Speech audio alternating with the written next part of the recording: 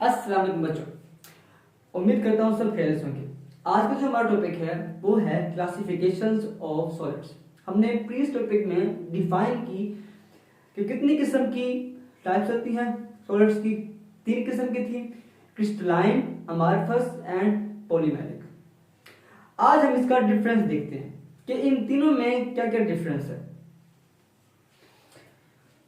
बच्चों, crystalline solid, in crystalline solids atoms, molecules और ions are regular arrangement। Crystalline solids के अंदर atoms की, मॉलिक्यूल्स की और आयंस की जो अरेंजमेंट होती है वो रेगुलर होती है। जबकि अमारफस में क्या होता है, इन अमारफस सॉलिड्स एटम्स, मॉलिक्यूल्स और आयंस आर इरेगुलर अरेंजमेंट। जबकि अमारफस के अंदर क्या होता है कि जो अरेंजमेंट होती है किसकी, एटम्स की, मॉलिक्यूल्स की या फिर आयंस की, वो क्या है, वो इरेगुलर होती है, रेगुलर नहीं होती। बच्चों, रेगुलर का मतलब क्या होता है? रेगुलर का मतलब है कि एक ही तरतीब में हो, ठीक है, आपस में जुड़े हुए हो और एक ही शेप उनकी होनी चाहिए। और इरेगुलर का मतलब क्या है, जिनकी शेप क्या हो, मुख्तलिफ हो। शेप क्या हो, मुख्तलिफ हो, वो होते हैं इरेगुलर। अब बच्चों बात करते हैं पॉलीमेरिक की। तो in polymeric solids arrangements of atoms are intermediate that's properties between order and disorder. अगर पॉलीमेरिक सॉलिड्स की बात करते हैं तो पॉलीमेरिक जो है बच्चों वो इंटरमीडिएट बिटवीन है किसके, क्रिस्टलाइन एंड पॉलीमेरिक, क्रिस्टलाइन के और अमारफस के। मतलब ऑर्डर और डिसऑर्डर, जिसकी जो प्रॉपर्टीज हैं, खसूसियात हैं, वो कुछ क्रिस्टलाइन की और कुछ क्या है, अमारफस की होती है। अब इसका दूसरा फर्क देखते हैं। The other name of crystalline solid is true solid। जो दूसरा नाम है बच्चों क्रिस्टलाइन सॉलिड का वो है ट्रू सॉलिड।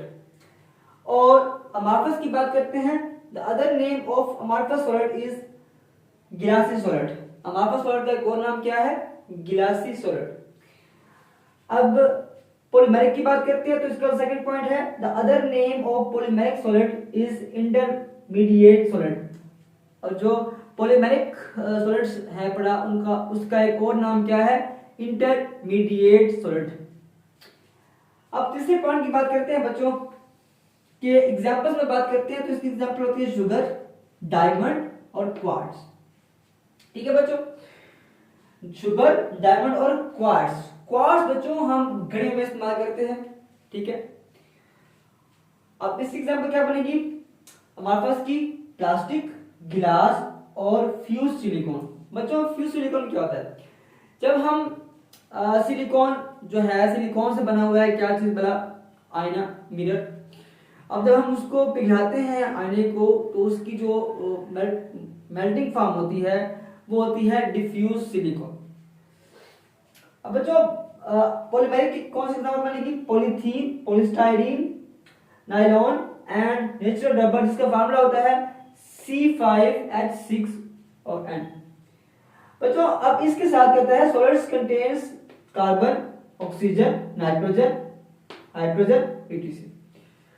कि जो पॉलीमेरिक होता है वो एक चेन बनाती है, चेन बनाकर लिंक होती है। इसके अंदर नाइट्रोजन होती है, हाइड्रोजन है, कार्बन है, ठीक है बच्चों।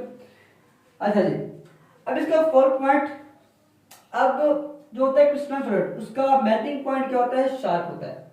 अब शार्प मेल्टिंग पॉइंट का क्या मतलब हुआ कि जल्दी उसका बॉइलिंग पॉइंट आ जाता है, ठीक है। और बात करते हैं इसकी अमारफस की, तो हीटिंग गिलास gradually soften to paste and liquid at 800 degree centigrade.